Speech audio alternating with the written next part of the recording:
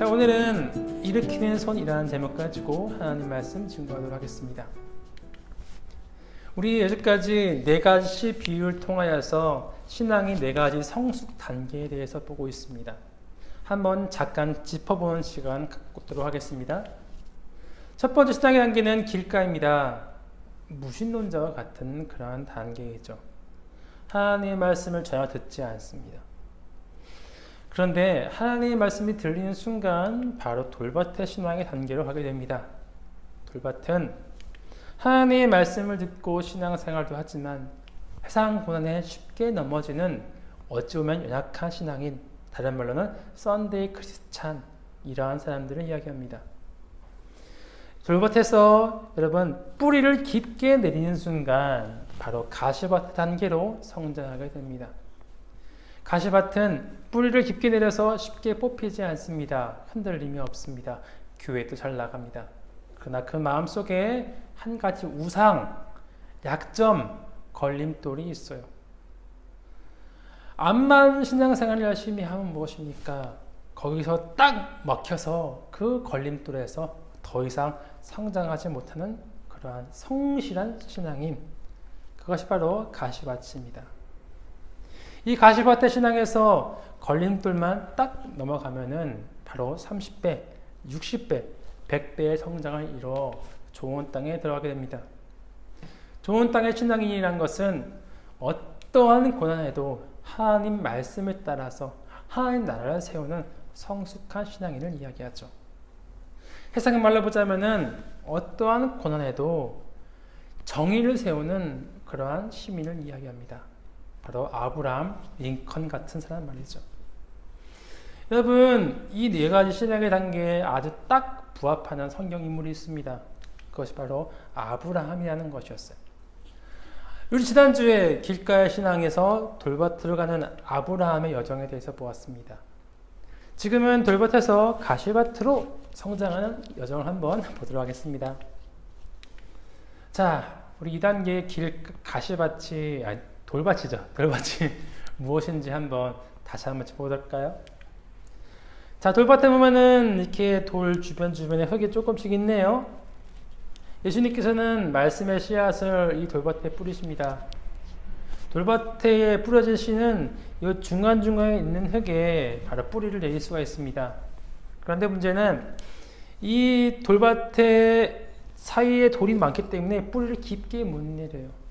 뿌리를 깊게 못 내린다는 것은 바람이 조금만 불어도 쉽게 넘어지고, 또한 땅에 있는 양분을 잘 흡수하지 못해서 위로 성장할 수가 없죠. 무엇보다 물을 흡수할 수 없어가지고 조그만 태양에도 힘들어합니다. 아니나 다를까 낮이 돼서 태양이 떴습니다. 뿌리가 얕은 그런 돌밭의 새싹은 물을 흡수할 수 없어서 금방 말라 죽었어요. 이러한 신앙인을 이야기하죠. 하나님 말씀을 들을 적에는 이야 좋아요. 그런데 세상에서 작은 고난이 닥치면 이야 너 하나님 말씀이 밥 먹여주냐? 집어치워. 이러한 고난을 들으면 바로 넘어지는 그런 연약한 신앙인이 바로 돌밭의 신앙인인 거죠. 이것이 바로 아브라함이었습니다. 우리는 아브라함은 흔히 믿음의 조상이라고 알고 있습니다. 근데 그에게도 이렇게 무수히 넘어지는 돌밭과 같은 신앙이 있었어요. 보도록 할까요? 아브라함은 하란 이 땅에 있었습니다. 우르에서 그의 아버지 데라가 하란까지 데리고 갔어요. 여기서 그의 아버지가 죽게 되었죠. 여기 있을 적에 아브라함은 너무 고통스럽습니다. 셋째 동생이 죽고 자기의 아내의 사례는 자녀를 못 낳는 희망 없는 사람이었고, 무엇보다 기둥 같은 아버지가 죽었죠. 죽음만 가득한 이 하란 땅에서 아브라함은 평안을 누릴 수가 없었어요. 그런 아브라함에게 하나님께서 꿀 같은 생명의 말씀을 주셨습니다.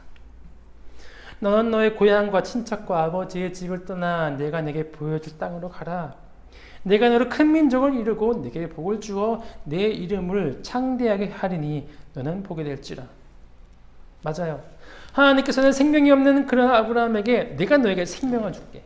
큰 민족을 줄 수 있는 그런 아들, 그 씨를 내가 줄 거야. 약속의 땅, 가나안 땅을 가겠니? 가면 내가 줄 테니까. 아브라함이 가나요? 아브라함은 그 꿀 같은 말씀을 듣고 거기로 갑니다.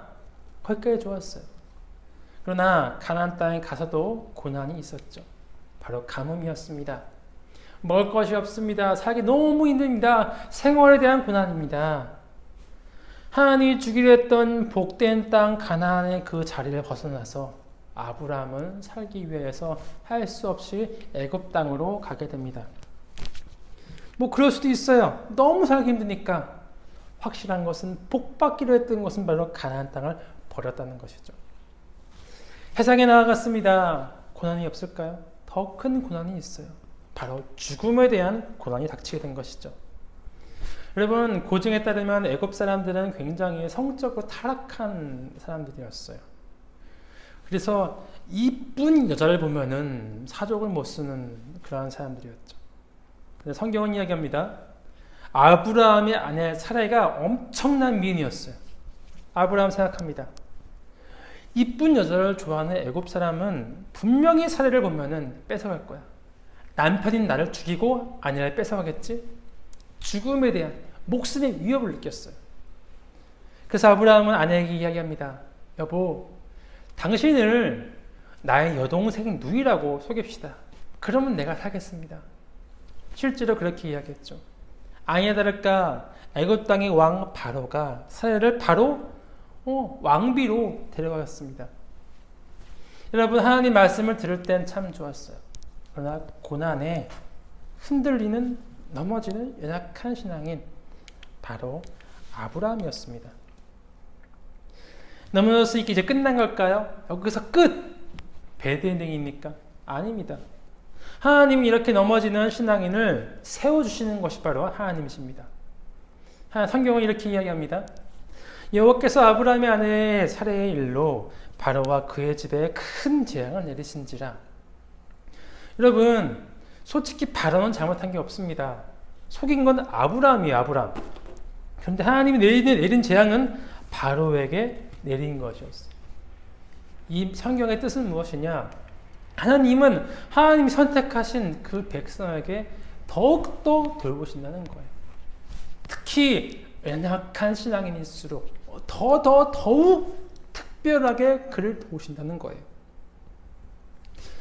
성인 남자, 성인 여자, 이 성인 사람들에게는 큰 도움이 필요 없습니다. 그것이 오래 성장을 막아요.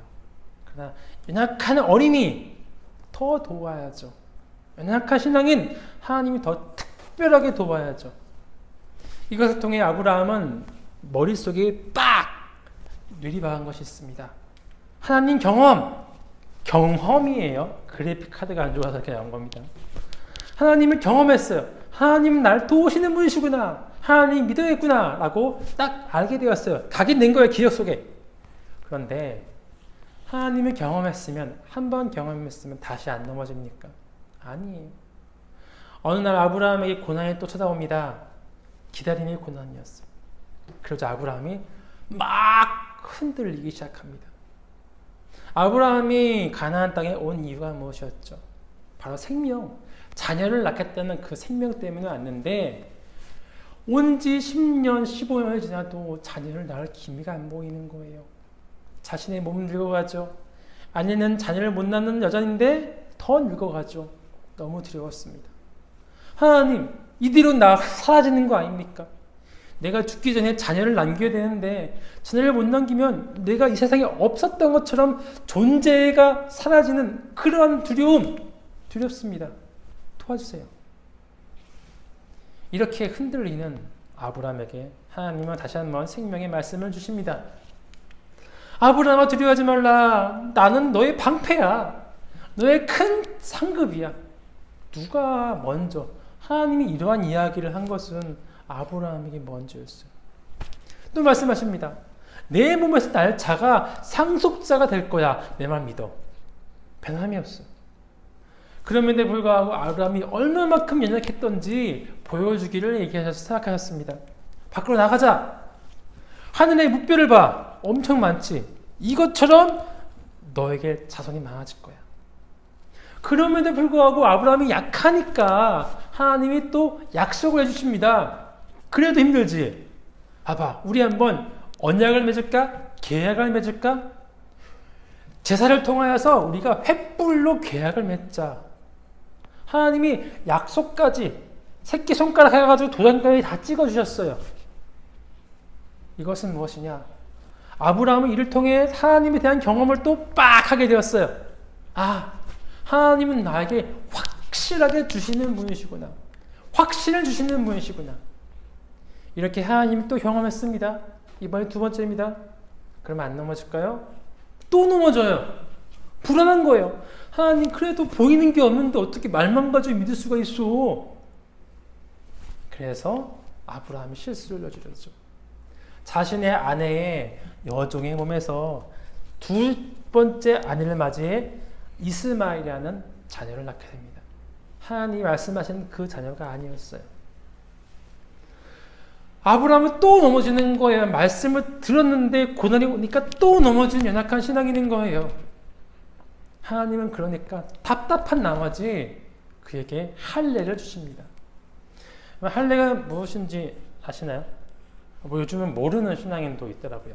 자, 할례라는 것은 남성의 생식기에 이렇게 앞에 표피를 잘라내는 것입니다. 오늘날로 말하자면 포경 수술이 맞는 말이죠. 맞아요. 할례를 왜 할까요? 옛날에는 할례를 한다는 것은 이런 남자들 같은 경우는 화장실을 가잖아요. 갈 때마다 그 표피를 잘라낸 그 상처를 볼 수밖에 없습니다. 안 볼 수가 없어요. 하루에 수차례 봅니다. 아브라함도 할례를 함으로 인해서 그때부터 수차례 거기를 봐야 될 거예요. 이를 통해 한 것은 무엇이냐? 날마다 볼 수밖에 없는 그 상처를 보면서 아, 하나님이 나에게 자식을 주겠다고 약속해 주셨지? 그것을 계속 각인하라는 거예요. 훈련 받으라는 거예요. 그것을 통해 주신 것이 바로 할례입니다. 할례는 어떻게 보면 자랑의 표시가 아닙니다. 못 믿으니까, 믿음이 너무 없으니까, 약하니까 준 것이 바로 할례. 이처럼 하나님은 확증해 주셨어요. 하나님 약속의 확증. 그래픽카드가 또 이래. 주겠다는 거야. 아브라함 알지? 너에게 자식을 빡 줄 것이라는 것을 머리에 빡 입력해. 이렇게까지 확증을 받았습니다. 다시 또 섰어요? 다시 안 넘어질까요? 또 넘어져요. 왜 이런지 모르겠어. 여러분, 아브라함에게 있어서 또 죽음에 대한 고난이 옵니다. 너무 살기 힘들어서 이번에는 블레셋 땅으로 좀 다 갔어요. 이주해 갔어요. 블레셋 땅의 왕인 아비멜렉이 이 사례를 너무 곱게 보는 거야. 아, 그 땅의 주민이 곱게 보는 거야. 그러니까 아브라함이 또 말을 합니다. 당신을 또 나의 동생, 여동생이라고 속였죠. 저쪽에 있는 나라 사람들이 나를 죽일까 봐 두렵습니다. 무슨 남자가 이렇게 줄 데가 없어요. 또 속였어요. 누이라고 또. 그래서 또 아비멜렉 요 나라에 어떠한 사람이 아내를 맞이하려고 또 데려갔어. 근데 그날 밤 하나님이 이 왕에게 꿈을 이뤄주신 거야. 하나님이 꿈에게 또 그 나라 블레셋 땅의 아비멜렉에게 이르시되 이제 그 사람의 아내를 돌려보내라. 내가 돌려보내지 않냐면 너와 내게 속한 자가 다 반드시 죽을 줄 알지니라. 협박이죠. 아니면 너 죽을 줄 알아? 너 죽어. 돌려보내. 이것처럼 하나님의 경험을 아브라함은 또 빡 했다니까요. 또 이렇게 세워주신 거야. 여러분, 돌밭의 신앙은 연약합니다. 잘 넘어집니다. 어쩔 수가 없어요. 뿌리가 없어요. 특히 믿음의 신앙의 첫 때가 힘든 이유가 이것입니다. 너무 연약해. 듣긴 했는데 경험한 데이터가 너무 적어요. 믿음의 3대, 4대, 5대쯤 되면은 데이터가 있기 때문에 적어도 시작이 돌밭 가시밭이야. 근데 첫 때는 너무 힘들어. 그래서 고난이 오면은 바로 넘어지죠. 하나님은 연약한 신앙일수록 또 손잡아 주십니다. 이렇게 세워주세요. 일으키는 손. 또 섭니다. 또 넘어져요. 또 세우세요. 또 일으켜줘요. 계속 돌아요. 10번, 20번, 30번, 40번, 수백 번. 그렇게 해야 돼요. 중요한 것은 한 번 고난을 이 사이클을 한 번 겪을 때마다 믿음이 조금씩 성장해요. 헛된 게 아니에요. 하나님 나 왜 이렇게 약합니까? 또 넘어졌어요. 물론 그렇지만 약한 건 맞지만 조금씩 하나님에 대한 경험이 쌓이면서 어느샌가 믿음이 쑥 올라가고 있다는 것이죠.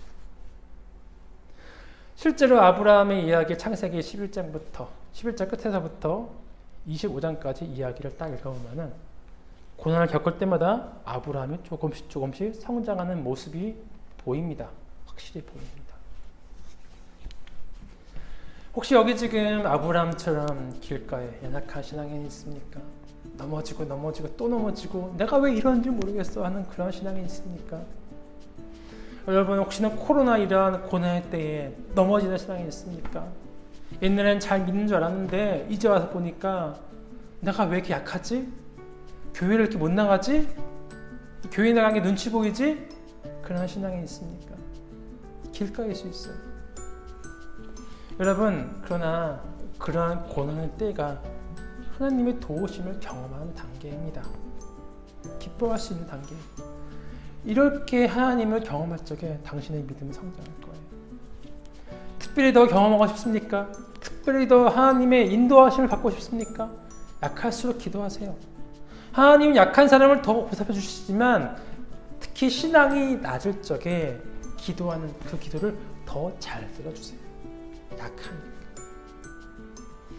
여러분 길가의 신앙에서 하나님의 경험을 기도로서 고난으로서 그 도우심을 경험하고 성장할 수 있는 저와 여러분 되기를 간절히 소망하겠습니다.